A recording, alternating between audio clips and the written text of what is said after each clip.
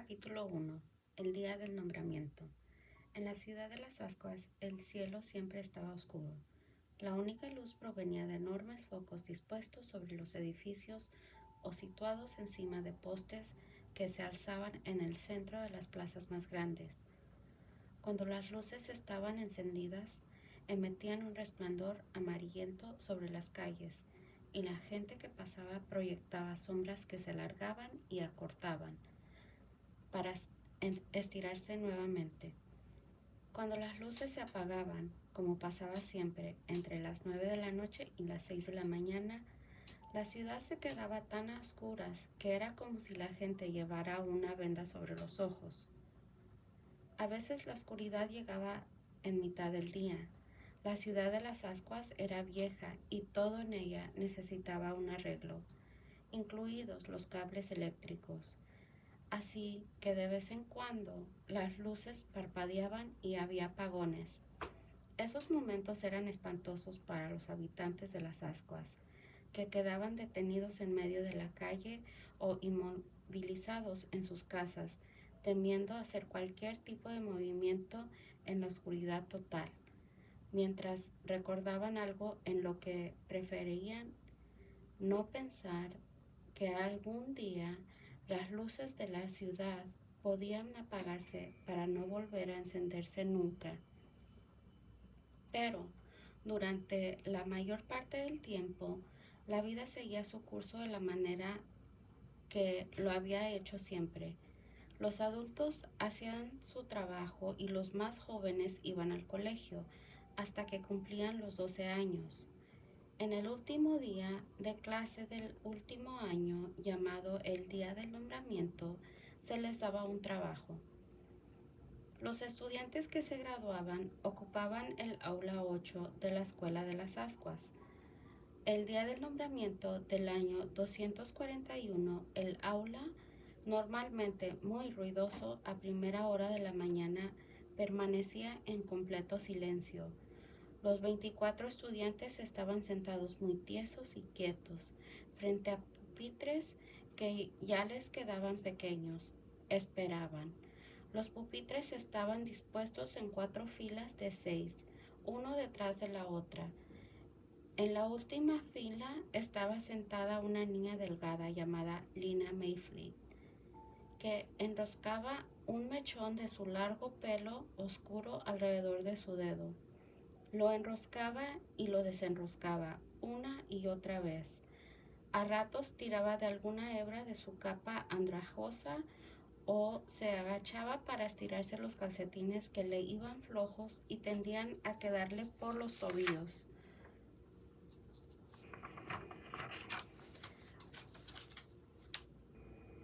Uno de sus pies daba suaves golpecitos contra el suelo.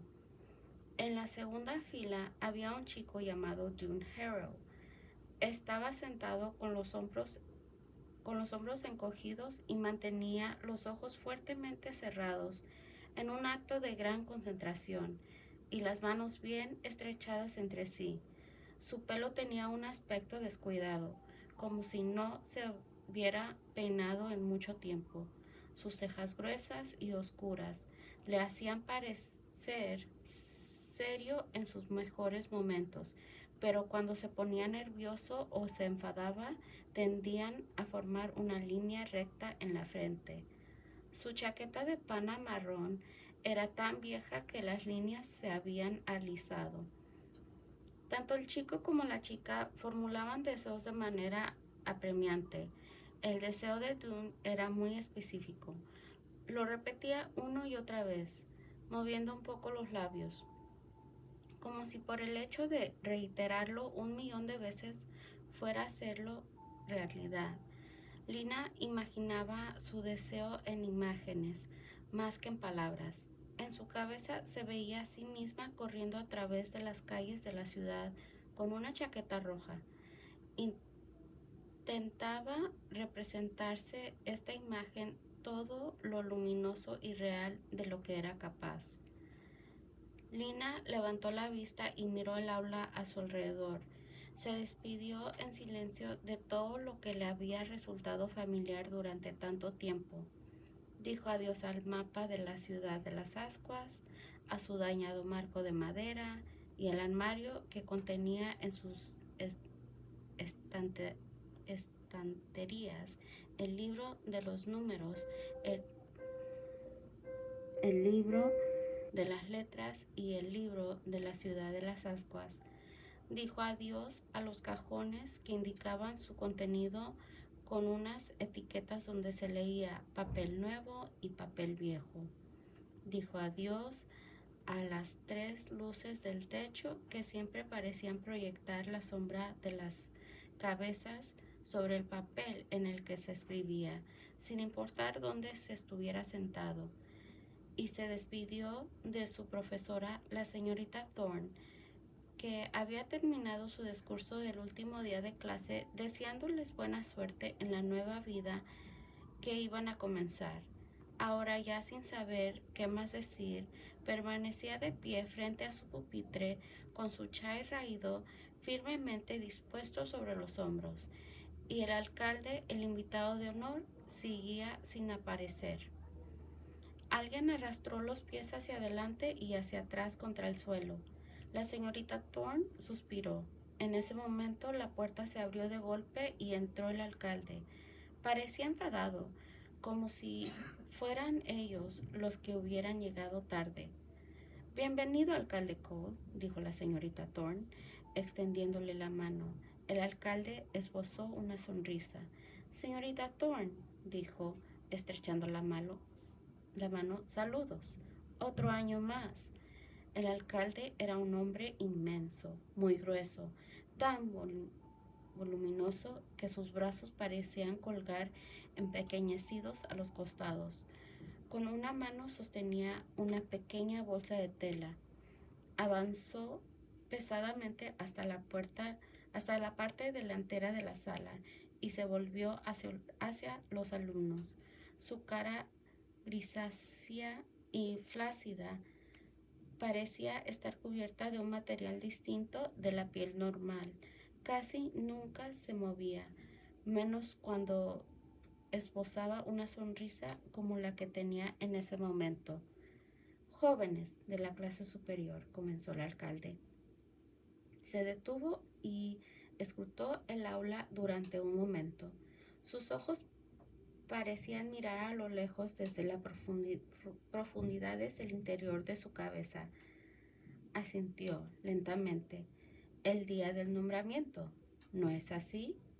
Sí, primero nos formamos, después servimos a nuestra ciudad. Sus ojos se movieron a través de las filas de estudiantes y volvió a sentir, como si alguien hubiera confirmado lo que acababa de decir. Depositó la bolsita sobre el pupitre de la señorita Thorne y puso sus manos encima. ¿Qué servicio será ese? Se lo deben de estar preguntando. La sonrisa volvió a aparecer y las gruesas mejillas se replegaron. Las manos de Lina estaban frías. Se envolvió con la capa y resguardó las manos entre las rodillas. Por favor, dese prisa, señor alcalde, se dijo en voz baja. Por favor, déjenos elegir y acabemos con esto. Dunn repetía lo mismo en su cabeza, pero sin incluir el por favor. Tenían que recordar una cosa, dijo el alcalde, alzando un dedo. El trabajo que les toque hoy durará 3 años. Entonces llegará la evaluación. Si son buenos en su trabajo, podrán seguir en él.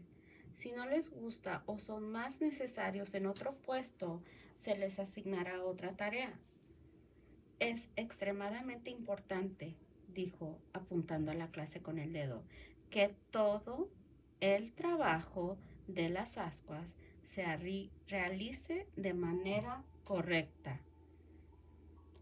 Cogió la bolsita y tiró de la cuerda para abrirla. Bien, empecemos. El procedimiento es sencillo. Se acercan de uno en uno, meten la mano en la bolsita, cogen un pedacito de papel y lo leen en voz alta. Sonrió y asintió.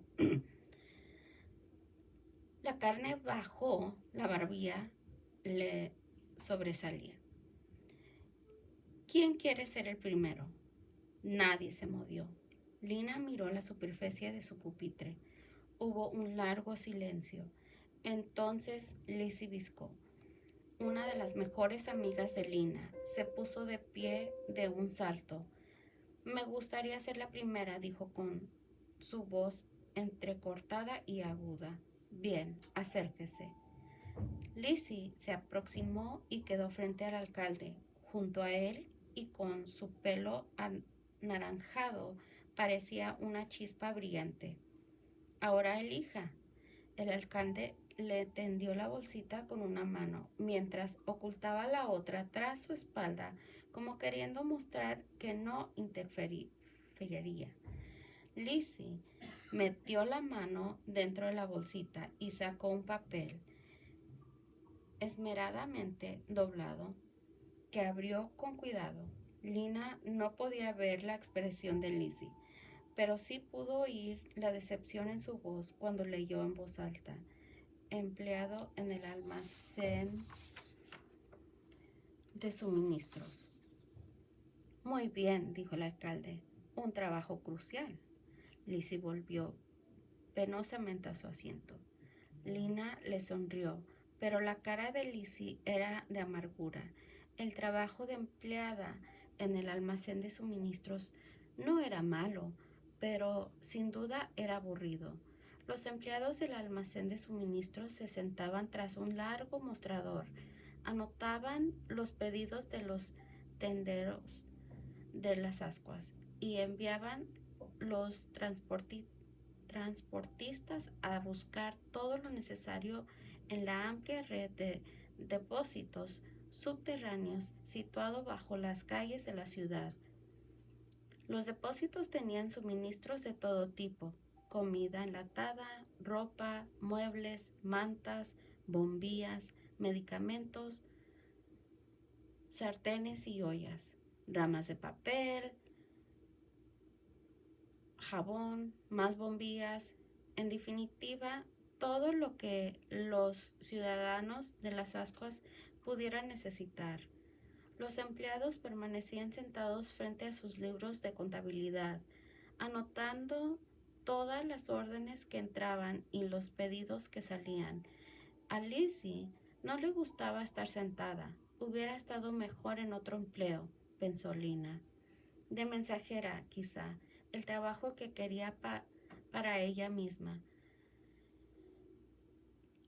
Los mensajeros corrían por la ciudad durante todo el día, iban a todas partes y lo veían todo.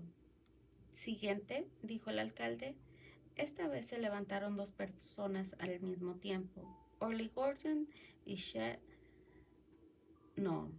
Orly se volvió a sentar con rapidez, mientras que Chet se acercó al alcalde. Elija, joven, dijo el alcalde. Chet eligió. Desplegó su pedacito de papel y leyó: ayudante de electricista. Su cara ancha desplegó una sonrisa. Lina oyó como alguien tomaba aire rápidamente. Inspeccionó la clase y llegó a ver a Dune tapándose la boca con una mano. Cada año se desconocían los trabajos que se ofrecían. A veces había varios oficios buenos, como el de ayudante de invernadero, asistente de cronometrador o mensajero, e incluso ningún trabajo malo. Otros años se colaban algunos como peón de tuberías, seleccionador de basura o arrancador de mojo, pero siempre había una o dos plazas de ayudante de electricista. La reparación del sistema eléctrico era el trabajo más importante de las ascuas, y en este sector trabaja más gente que en ningún otro. Orly Gordon fue el siguiente. Se le asignó el trabajo de asistente de restauración de edificios, un buen trabajo para Orly. Era una chica fuerte y le gustaba trabajar duro. Vindy Chance fue nombrada ayudante de invernadero. Mientras volvía a su pupitre, Le dedicó a Lina una amplia sonrisa. Trabajará con Clary, pensó Lina. ¡Qué suerte! De momento a nadie se le había asignado un trabajo muy malo. A lo mejor en esta ocasión no había ninguno. La idea le dio valor. Además estaba ya en un momento en el que el suspense le provocaba dolor de estómago.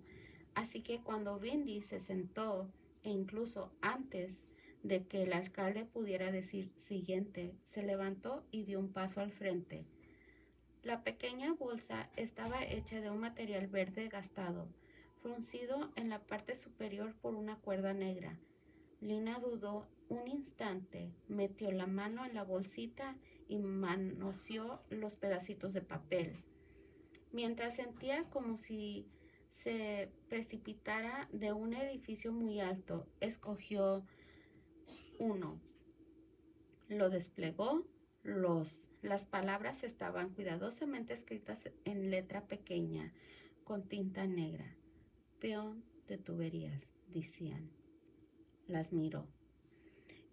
En voz alta, por favor, dijo el alcalde.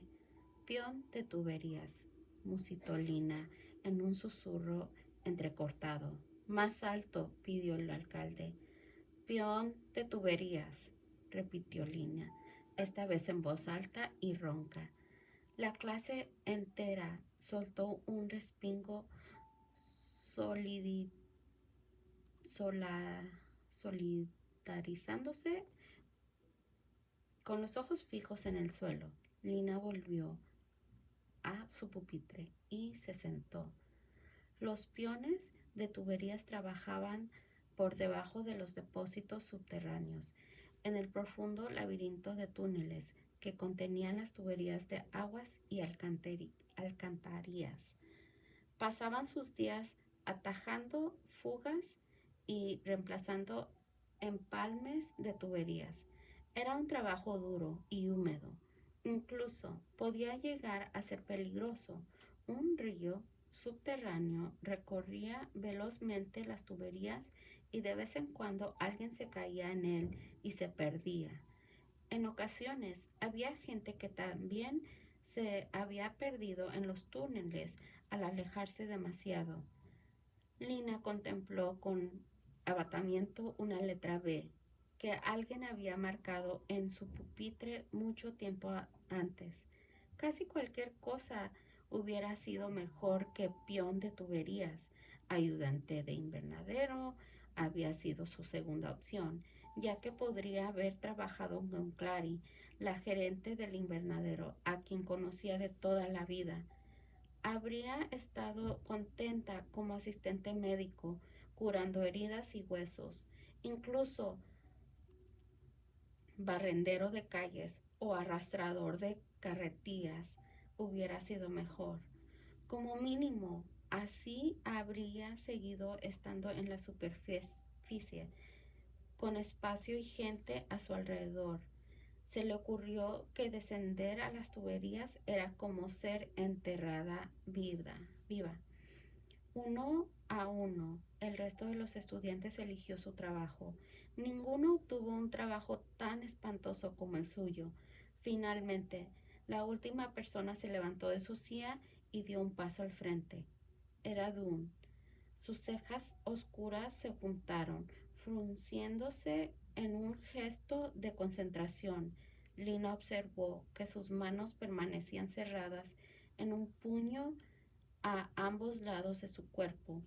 Dunn metió la mano en la bolsita y sacó el último pedacito de papel. Hizo una pausa de 1 minuto, mientras apretaba el papel fuertemente con la mano. Adelante, dijo el alcalde. Lea. Dunn desplegó el papel y leyó. Mensajero. Frunció el ceño, arrugó el papel y lo arrojó al suelo. Lina ahogó un grito.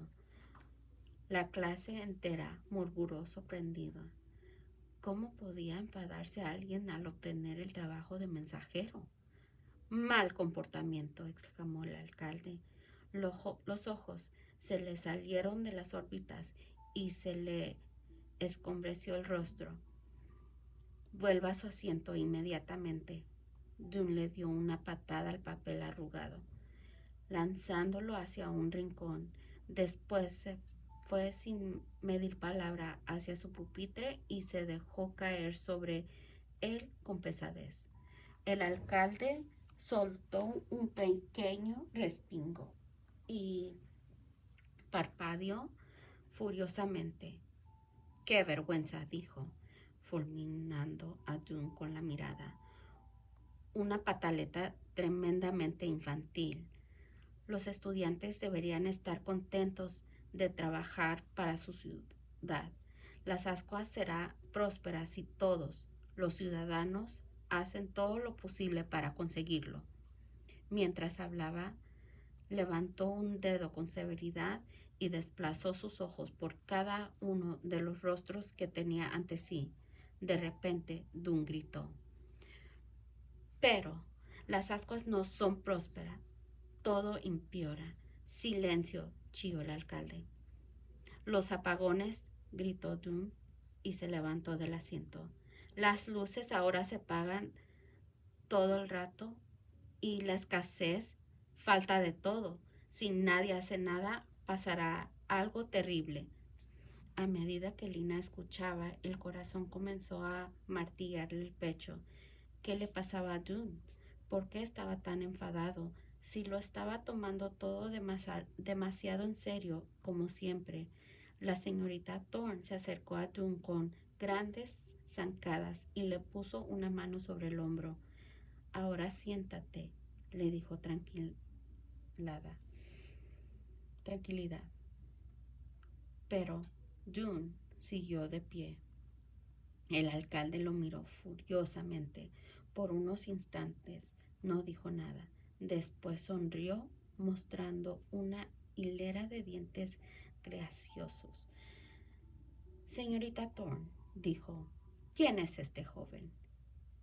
«Me llamo Dune Harrow», respondió Dune. «Me acordaré de usted», dijo el alcalde. Le dirigió una larga mirada a Dune y después se volvió hacia la clase y esbozó de nuevo su sonrisa. «Felicidades a todos», dijo.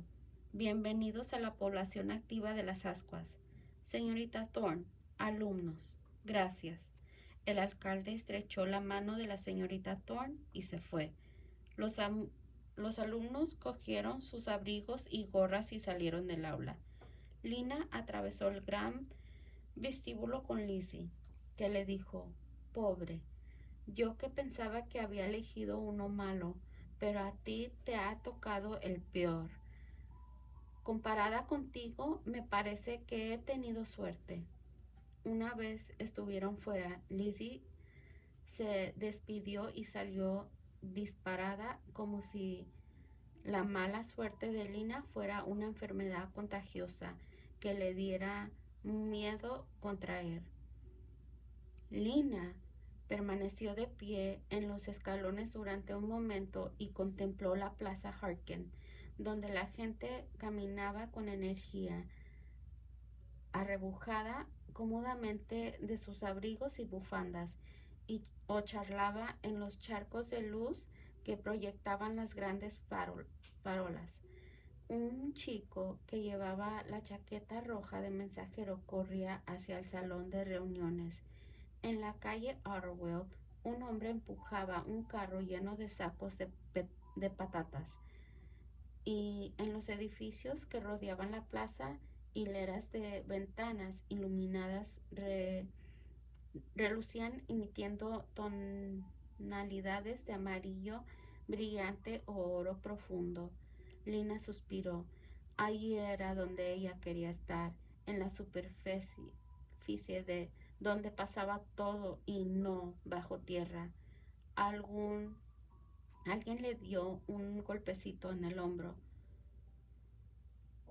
Sobresaltada se dio la vuelta y vio a Dune detrás de ella. Su cara delgada parecía estar pálida. «¿Intercambiamos?», le preguntó. «¿Intercambiamos qué?» «Los trabajos. No quiero perder el tiempo siendo mensajero. Quiero ayudar a salvar la ciudad. y no correr de aquí para allá llevando chismorreos. Lino lo miró boquiabierta. ¿Prefieres estar en las tuberías? Yo quería ser ayudante de electricista, pero Chet no me lo quiere cambiar. Claro, el segundo mejor puesto está en las tuberías. ¿Por qué? Porque el generador está en las tuberías, dijo June. Lina sabía de la existencia del generador. Claro está, de alguna misteriosa manera convertía el cauce del río en energía para la ciudad. Si te situabas en la Plaza Plumer, podías escuchar el murmullo que producía. Necesito ver el generador, dijo Dune. Tengo algunas ideas. Se metió las manos en los bolsillos. Bueno, espeto. ¿Intercambiamos? Sí, gritó Lina. El trabajo de mensajero es el que más quiero. Y en su opinión no era inútil. No se podía esperar de la gente que recorrería media ciudad cada vez que se quisiera comunicar con alguien. Los mensajeros comunicaban a todo el mundo con los demás. En fin, tanto si era importante como si no. El trabajo de mensajero era perfecto para Lina. Le encantaba correr. Podría estar corriendo todo el día y le encantaba explorar cada escondrijo de la ciudad. Y eso era precisamente lo que hacía un mensajero. De acuerdo, dijo Dune. Le entregó su papel arrugado que debía de haber recuperado del suelo. Lina metió la mano en el bolsillo, sacó su papelito y se lo dio. Gracias, dijo él. De nada, respondió Lina. La felicidad brotó en su interior y la felicidad siempre le hacía tener ganas de correr. Bajó los escalones de 3 en 3 y aceleró por la calle Broad hacia su casa.